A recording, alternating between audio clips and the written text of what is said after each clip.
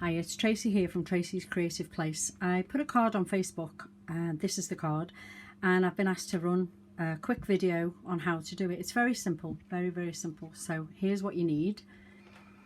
You need a slimline card.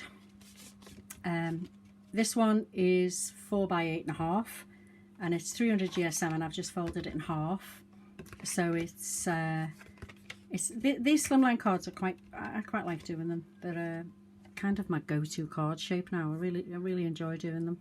So we need a base, and then the next thing we need is a panel and a frame that will sit on top of the panel. Now the size of it's up to you. I've kind of done it so I've got some space above and below to add a little bit of ink, but you can do it smaller, you can do it, you know, longer. It's up to you. It depends on what stamps you're using. So I've used rectangle nestabilities to cut those. Okay, and then we need your stamps that are going to go on, and we need a script stamp. We definitely need a script stamp. This one's by Indigo Blue, and as you can see, it's well used, well loved. And on the back of this, because I can never get which way up the script is until I stamp it, and then often it's the wrong way up, so I wrote top on the back there so I can see. And this is also by Indigo Blue, and it's the dandelion stamp. It's one of my favourites. I've had it a very long time, but both of these products are available at craftylane.co.uk. So they're the stamps I'm going to be using, and the colours I'm going to be using is Black Versafine, Mustard Seed Distressing, Dried Marigold, and some of the newish one, which is Crackling Campfire. I'm going to change the colours up just a little bit for this. So let's get started. Okay, the first thing we want to do is decide which way in you're going to have your script coming in. I kind of like it coming in from this side, so this right hand side is the side we're going to put the colours on, and we start off with the lightest colour, which is the Mustard Seed. Okay, I'm not sure if this one's going a little bit dry, but we'll see. I've had it a very long time, and the good thing to do is grab yourself a piece of spare paper just to lean on so you don't get it all over your hands. But just be aware that when you're doing it, you do not want to get a harsh line, so hold on to it a little bit further over than you need, and then bring this yellow all the way across. And it's easy to do, blending these things. Don't worry if it's patchy. Don't worry at all, because it really honestly doesn't matter, because you're going to go over it again anyway. You just want a light sprinkling of the yellow, and then you're going to add 2 more colours to it anyway, which will darken it up. But you do want it to slightly fade over, and how far you do it across is totally up to you. Okay, I'm going to leave it there. I've probably gone about 2/3 with the yellow, and then bring in your orange, and you're going to bring that into about halfway between those colours, that you know, the yellow colour that you've just put on. If you want to go darker and use a slightly darker colour, orange colour, you know, you really just need 3 colours that go together. If you do want to use a darker one, then you could always use the spiced marmalade or the carved pumpkin. Either one of those. I want it to be quite subtle. Now you can see there's a distinct line between the yellow and the orange, so all you need to do there is bring back in your yellow, hold on to your paper, and try and blend that yellow line away. Just blend it with a little bit more yellow and try and fade that line. Okay, and then I'm going to bring in the campfire colour. This is quite a dark colour, but it really does look quite nice against these 2 colours. It just kind of adds a little bit of warmth to this side of the paper. So just blend it through as best you can, and then go back in with your orange one, what's left on the brush, or your blending tool. And you can still, if you wish, put a bit more yellow in, just to get rid of that harsh line. I don't really want to see that harsh line. It's a bit better, but you are going to stamp on top of it anyway. So now you've got the base ready for your shadow stamping. And for this I always use a platform. I'm just going to move those out of the way. Okay, for a minute while I get my platform in and get it lined up in the right place. Inside the platform I've put a piece of copier paper, because we are going to put these stamps on and let them overhang, and I don't really want to stamp onto the sponge that's underneath it. So bring in your piece of inked card, and then this script I'm just going to bring it in and across from the right hand side. Okay, and I don't want it to go too far over, so about there's fine. Pick it up if you can. I mean, it's quite hot. These stamps don't really want to stick. As you can see, it's proper well loved, this stamp, so it doesn't hurt to add a little bit of Pritt stick onto the back just to get it to stick where you want it. You don't want it to drop off halfway through your stamping, especially if you've got to over stamp because you want it black. Excuse the state of my hands, I've been working with ink today making tags. Okay, so there we go. So get your VersaFine, ink it up, and you only really need to ink halfway, but I'll do it all anyway, and then you'll see why I put the paper inside. So just move that magnet out of the way, stamp it down.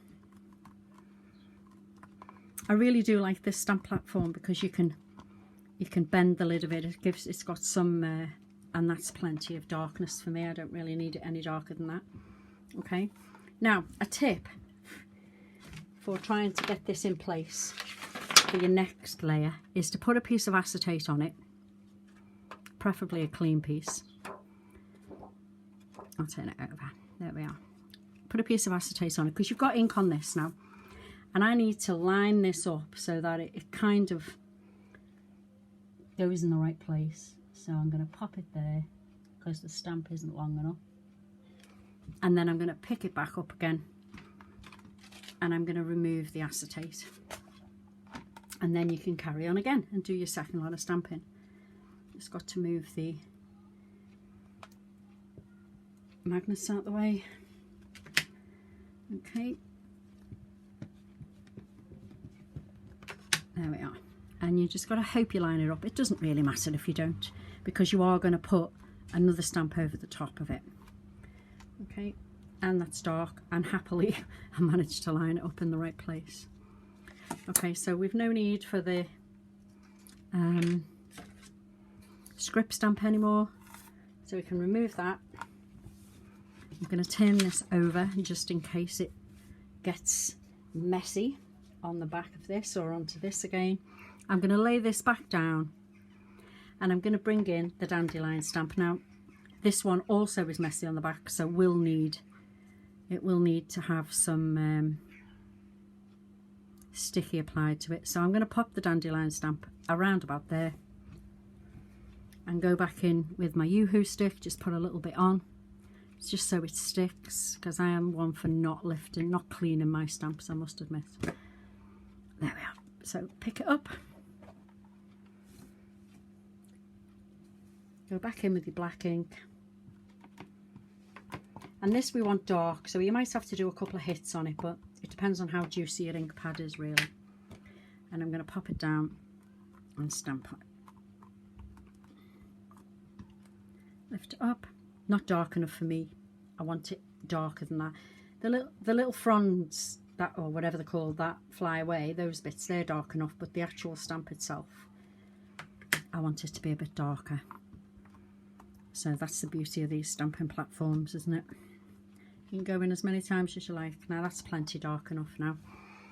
So that needs to just be put to one side, and I can remove this stamping platform out of the way, and then we can see where we're at. I'll put the lid on the ink because I have a bad habit of getting it everywhere. So I'm just going to clean the ink off of this now, because I actually need to use this again to put some ink and colour down on the actual background of the card base. Just hope my fingers are clean enough. because I am pretty messy. So bring in your card base. And what we're going to do is use the colours that we've used on this throughout it. Now, because this is going to sit, I've got a finger mark there, but I'm hoping that the frame will cover it. I think it will. Because this is going to sit there, we want the colours at this side. So I'm just going to use some of the orange and some of the red. And I'm going to do the usual trick of starting with the orange because it's the lightest one. Put a little bit down. Give it a squirt with some water. Okay. I pick it up, let it run a bit, and then I'm just going to turn this acetate over and put a bit of colour down on the side of the paper. Okay. I've got a baby wipe here to take up some of the excess. Okay. I just want a little bit of colour on there, really, not too much. Maybe a little less water this time might help. And you can go in and add just a little bit of colour. Okay, so dab it off. Now ideally you would leave this to dry before you go in again, but I'm just going to plug in the heat tool and use it on low and give it a quick dry off before I put the red on top of it. Doesn't take a minute.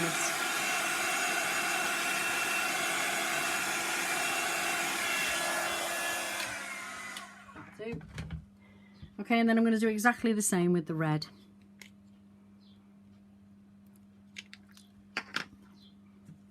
A little bit of water, and then I'm just going to dab on some red randomly over there. You just want a hint of the colour in the background. It's got a lot of orange in it, this red actually, but when you lay this back on, you just see a bit of colour in the background. You can go in with a deeper red if you wish, if you want to do a bit more. I'm just going to add a little bit more speckles to the top corner and the bottom. I think that'll do it. Okay, give that a flash dry.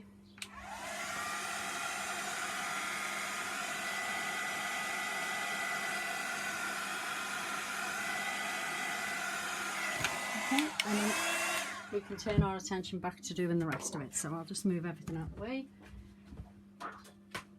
There we go.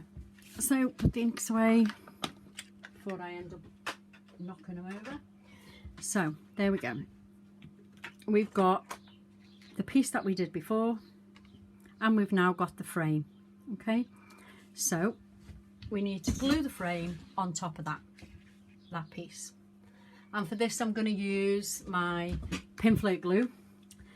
I love pinflake glue. It's the bookbinding glue. Use it for everything.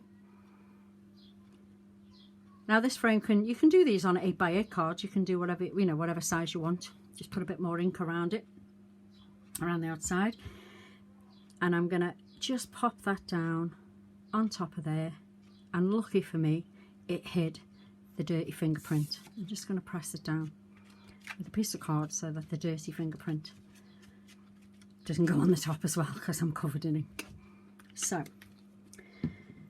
and now all we need to do is make sure that's dry, just blot it off, and I'm going to put some string around the back. Okay, I've brought in some twine. You can use any colour you want. Okay, so in order to do that, I'm going to lay it on there in case I've got any ink lying about. You just get yourself some double-sided tape, put some across it, take off the backing, and I'm going to wrap the string around it just twice, I think is enough. So make sure you're going in the right place. Attach it to the back, run it round twice, okay, and then press it down onto the sticky, and then I'm going to attach this on with some foam on a roll or foam pads, because I just want to give it a little bit of dimension so it's not all flat. I'm just going to pop 3 on for speed. Okay, press them down well. and hopefully we can get the backs off. Yeah, there we go. Spend more time getting the backs of this stuff off than actually making the card. As in this heat, everything is not performing the way it should. Glue is drying really fast, and this thing seems to be uber sticky today and not want to come off. But we nailed it. There we are. Okay, so bring in your card base, pop this on the top, and then you can see if you really wanted to put more colour on, you can just put a bit more red there with what's left on your blending tool. So pop that down, and then the only thing left to do is I've got some buttons here, and I've got an orange one, a red one, and I've just put a little bit of string on. I actually quite like the yellow one on it, so I'm just going to hot glue that on to make it stay just about where the 3 dandelions meet up at the bottom. And the only difference with this one and this one is a slightly different colour, and I've put make today count. So you can make these cards. I think these would do for any occasion. Just make them, put them to one side, and then put your sentiment on when you are ready to give it to whoever you're giving it to. So they're the 2 cards side by side now. I quite like it. It's an easy card to do, and if you do make them, tag me, especially if you're on Crafty Lane, tag me and show me, because I think this would work in any colour. So there you go. I hope you enjoyed it, and I'll see you again soon. Thanks, bye.